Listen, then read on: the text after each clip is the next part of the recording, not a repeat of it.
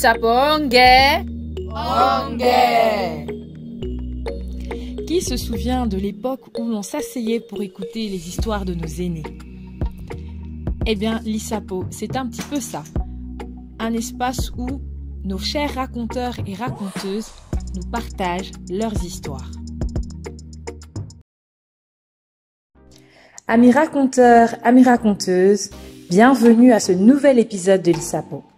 Aujourd'hui, levons les tabous au sujet des règles. Nos raconteuses du jour partagent leur première fois. Installez-vous bien et très bonne écoute. Quand est-ce que tu as eu tes règles, tes premières règles? Je pense que je vais avoir 14-15 ans. Je les ai eu super tard. Toutes les copines avaient déjà leurs règles sauf moi. Et franchement, j'étais contente. T'es contente pourquoi? Liberté? Libération? Non, j'étais contente de les avoir tard, quoi. Ah. Parce que quand on m'avait expliqué, je pense qu'on m'a expliqué ça quand j'avais quoi, 11 ans. C'est qui t'en avait parlé? Ouf. Maman, mamie m'en avait parlé.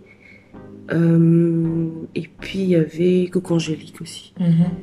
Et avant, elle, il n'y avait personne, même en classe, à l'école, Ah oui, à l'école, si les filles en parlaient. Ah, moi j'ai des règles, non, mais... Moi j'étais un petit peu garçon manqué en fait à la base. Donc ce genre de trucs hyper girly en plus dégueulasse, ça m'intéressait pas trop. Mais ouais, c'est arrivé à 14-15 ans, je me rappelle. C'était tard.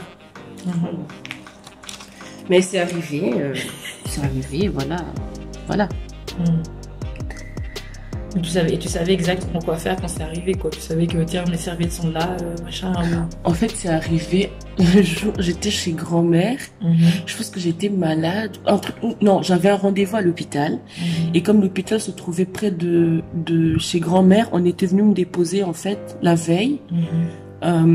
Pour que le lendemain, en fait, qu'elle aille avec moi directement à l'hôpital. Et comme papa travaillait aussi à côté, donc papa allait me récupérer le soir, après l'hôpital, et on repartait à la maison. Et donc je suis arrivée chez grand-mère, bien là, je sautais partout, tout ça, voilà. Puis après, je vais faire pipi, je vois, ça peut pas être ça, je regarde si je suis blessée ou quoi, non. Après, je me dis, c'est sûrement ça, vu qu'on m'en avait déjà parlé avant, en plus par plusieurs personnes.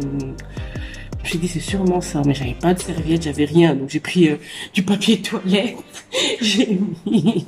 Et puis j'avais honte d'en parler comme ça. Tout le monde sentait que j'étais pas à l'aise, parce que c'était après le soir, on devait aller manger, tu vois, avant d'aller dormir. Et donc grand-mère sentait que j'étais pas à l'aise, tante Nelly sentait que j'étais pas à l'aise.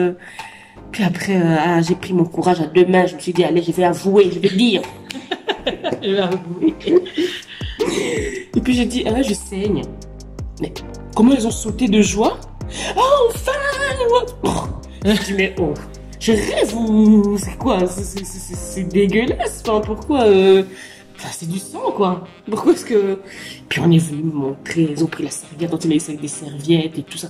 Alors tu prends ta culotte, tu fais ça, tu mets ça, tu enlèves, tu vois les ailes ici, là, tu enlèves les papiers, tu colles sur la serviette. Maintenant, quand tu mets, tu vas te sentir à l'aise. Toutes les explications possibles et imaginables. Et puis c'est parti de là. Et ouais. Je me rappelle, c'était pendant les grandes vacances. J'avais fini là, donc je passais en 4e secondaire. Et ce jour-là, j'avais une amie justement qui était venue me faire les cheveux.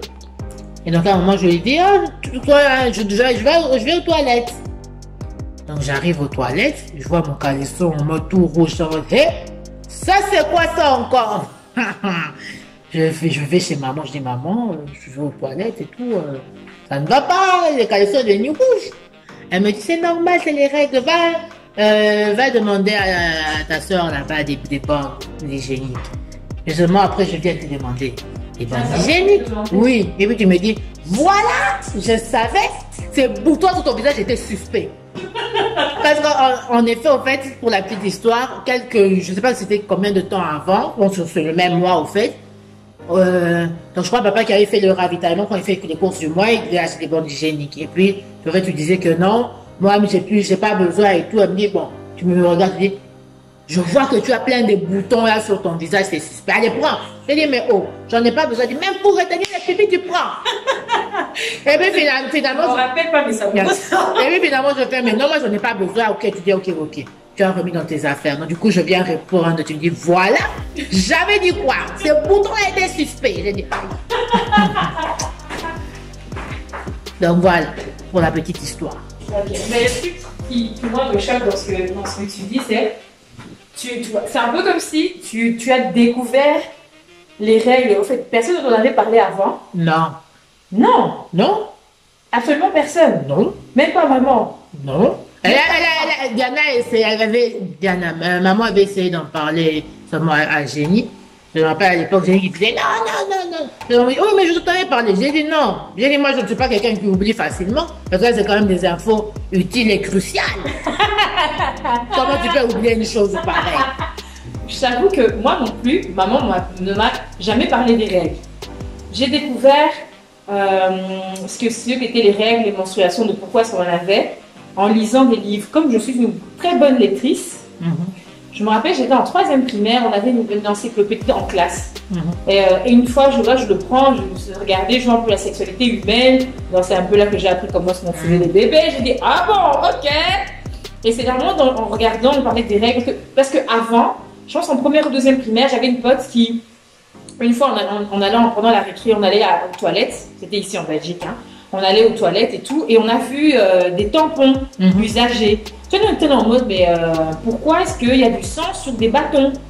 On s'est posé la question. Et t'en as une qui arrive, donc notre pote qui arrive, qui dit, oui, mais en fait, c'est parce que quand les filles ont grandi, en fait, on se blesse.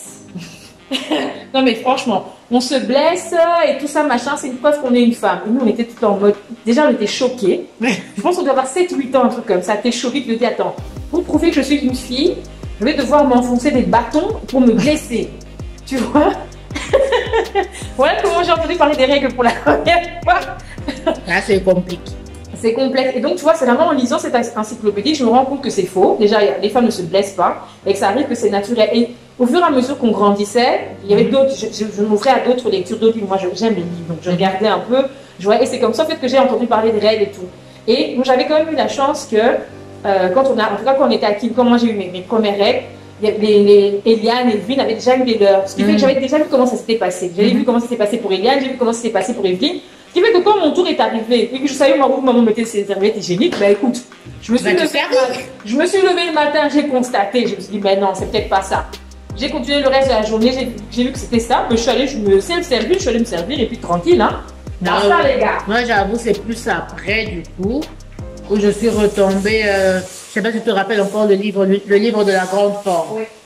Où du coup, parce que j'étais un peu plus jeune, en fait, c'était un livre où il mettait les tranches d'âge, les caractéristiques pour les tranches d'âge. Ouais. Alors du coup, c'est une forme d'encyclopédie, hein. oui, donc du coup, moi je me suis intéressée un peu plus j'étais à la catégorie des ados, c'est-à-dire 14-18, selon leur truc, ou 17 ans, je me rappelle plus.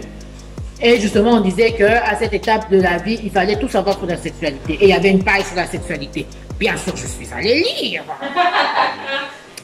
Donc là, j'ai un peu plus, que je suis un peu plus encore vraiment sur les règles, le truc de reproduction, et parler même des relations sexuelles, des différentes phases. Et mais tu lis les livres, tu es en mode, ah bon, ah. C'est à ce moment-là que tu apprends. Tu es là en mode découverte. Non, j'avais pas non plus aussi des copines, tu vois, qui étaient super au courant. On va comme ça venir, on n'était pas, je pense qu'on n'était pas aussi spécialement curieuses, hein. Toi, tu n'étais pas curieuse. Moi, j'ai toujours été très curieuse. Non, je dis comme ça avec mes copines. Ouais. J'ai dit, on était là, pas spécialement curieuses. On était là, bon. Je crois aussi le fait peut-être d'avoir ces règles plus tard, les hormones sont arrivées plus tard aussi, ils nous ont dérangé plus tard. Parce qu'il y a certains trucs qui ont commencé à nous intéresser, je crois, avec mon autre copine qui essaie de développer aussi un peu en retard, un peu plus tard que moi. On était déjà en 6e secondaire, c'est à ce moment-là plus ou moins on va commencer à s'intéresser aux garçons. Avant ça, on s'en fout. J'ai jamais vraiment compris, moi, personnellement, la relation entre le fait d'avoir ses règles et devenir une femme. Est-ce que devenir une femme, c'est... Enfin, quand est-ce qu'on devient une femme? On devient une femme quand on a ses règles. Bah, en fait, on suppose que là, tu peux donner la vie, tu vois. Donc, parce qu'avant tes règles, tu sais pas avoir un enfant. C'est quand tu commences à avoir tes règles que ton appareil reproducteur devient fonctionnel. Tu deviens une machine à bébé potentielle. Exactement. Donc, je pense que c'est pour ça. En fait, ton développement est allé jusqu'au bout, c'est ça. Après, si ça ne fait pas développer, c'est aussi grave chaud aussi. Ouais, c'est chaud. C'est chaud, c'est vrai. Je pense que c'est pour ça, en fait, qu'ils s'est dit elles sont femmes. Ouais. Et puis, je pense que c'est culturel aussi. C'est clairement culturel, je pense. Parce que quand tu y réfléchis, tu te dis, bah alors finalement, une femme, c'est quoi? Une femme, c'est un être humain qui est capable de donner la vie. Ce serait ça, en fait, qui définirait la femme. La femme, selon, en tout cas, la culture dans laquelle on évolue, quoi. Ouais, je pense. Hein. Parce qu'avant, les grands-mères et tout, elles se mariaient super tôt. Ouais, super tôt. Ils avaient, tu vois, des temps ou des moments où on te préparait un peu, on va dire, entre guillemets, à ta vie de femme, tu vois.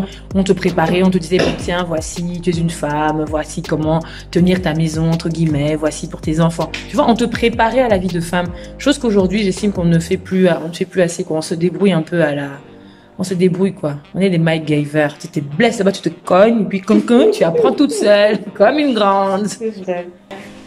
Moi, tu vois, comme la manière à laquelle j'ai été introduite aux règles et à la sexualité, pour moi, ça avait quand même été quelque chose qui m'avait perturbée. Je m'étais promise que si j'ai des enfants un jour, je leur en parlerai moi-même, je prendrai le temps d'expliquer parce que j'avais pas du tout envie que mes enfants revivent la même chose. Et donc, ce qui fait que quand Hope et Michel ont été à un âge de plus ou moins comprendre, je pense qu'elle devait avoir 7 ans, 7-8 ans, bah, je les ai fait asseoir, j'ai pris une feuille, stylo, et c'est parti pour les dessins. Donc, vraiment bien représenter qu'est-ce que c'est que les trompes de Fallope, de vraiment bien essayer d'expliquer, en fonction de l'âge, effectivement, mais vraiment d'expliquer que c'est quelque chose de tout à fait normal, qu'il n'y a rien de malsain, parce que j'avais pas envie qu'elle revive ce que moi j'avais vécu. Mais dédramatiser la chose, parce que je pense au fait dans notre culture, du moins maintenant à laquelle on a été élevé, on vit la sexualité comme quelque chose de mauvais, de malsain pour toi. Oui, mais oui, c'est vrai. Et tout ce qui touche à la sexualité, comme les règles. Je veux dire, il n'y a rien de malsain, il n'y a rien de honteux, il n'y a rien de gênant. Il n'y a rien de sale aussi, pour ça je veux le dire, parce que j'ai déjà entendu des fois la réflexion de moi, dès que j'ai mes règles, même je suis là 10 minutes, que j'ai changé ma borne et je me sens sale. En quoi c'est sale? C'est pas sale. C'est pas sale, c'est ton corps. Je veux dire, voilà. Ouais. Ton corps réagit d'une certaine manière, le temps de s'habituer, de dire bon, ok, c'est normal. Et une des raisons pour laquelle moi j'estime qu'il ne faudrait pas faire de la sexualité, tout ce qui est autour un tabou, c'est surtout pour éviter les maladies. Je donne un bête exemple. Tu vois, notre arrière-grand-mère,